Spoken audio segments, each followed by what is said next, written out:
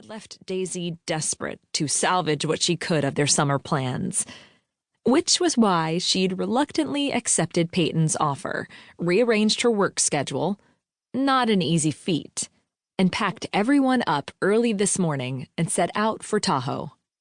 She could only hope that the closest grocery store would be in walking distance, since, as far as Daisy knew, the house hadn't been occupied in months, and their limited supply of Twinkies, Doritos, and Go-Gurts were sure to run out by morning. The truck slowed even further as it reached a driveway before coming to a stop. Despite the darkness outside, she could make out the hulking but elegant shape of what she assumed was the Vaughn summer house. Call the shop in the morning. They should be able to give you some idea of what you're looking at for repairs, Skippy said, a toothpick clenched in his teeth. But keep in mind, next week is the 4th of July, and the shop's working with a skeleton crew, so it might not be ready for a day or two. So long as it would actually be ready in a day or two, she supposed things could be worse. She nodded and thanked the driver as everyone piled out. "Okay, kids," she said with enthusiasm she didn't feel.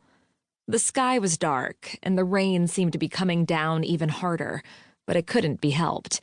"Make a run to the front door, and I'll be there in a minute."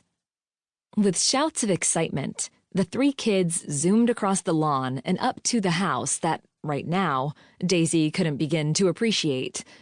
One step at a time. Instead, Daisy started unloading the suitcases from the back while the tow guy stayed dry and warm in his seat. But she wasn't going to complain, since it was favor enough that he'd gotten them this far.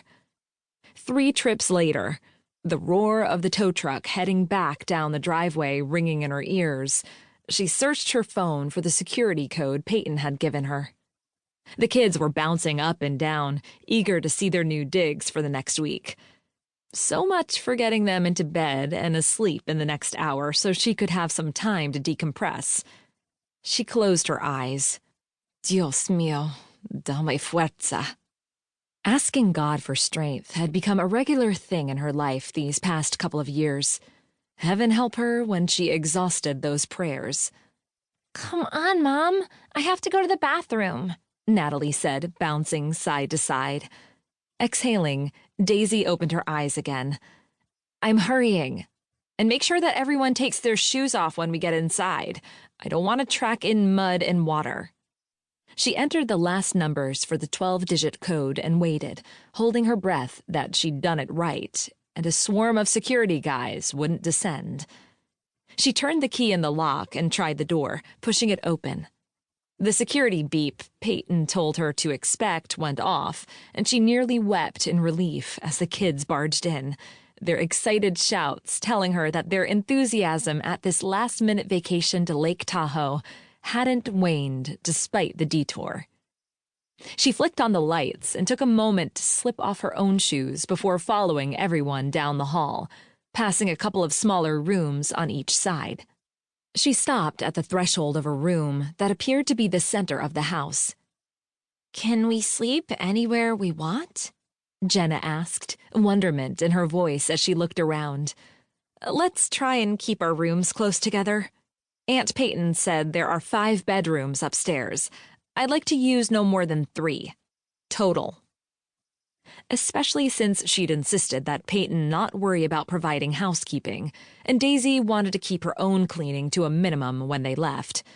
The kids trampled up the stairs, leaving Daisy and her aunt to stare dazedly at the room surrounding them. "I feel like I've stepped into one of those magazines. You know, the ones that usually feature homes out on Martha's Vineyard," Glenda said.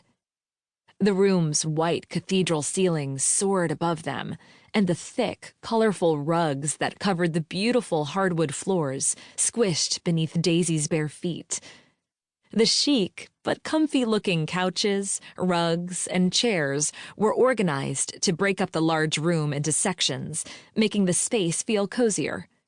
Even the air, aside from the pungent scent of the rain outside, seemed to be of elevated quality, evoking hints of evergreens, sand, and water. She'd never stayed anywhere so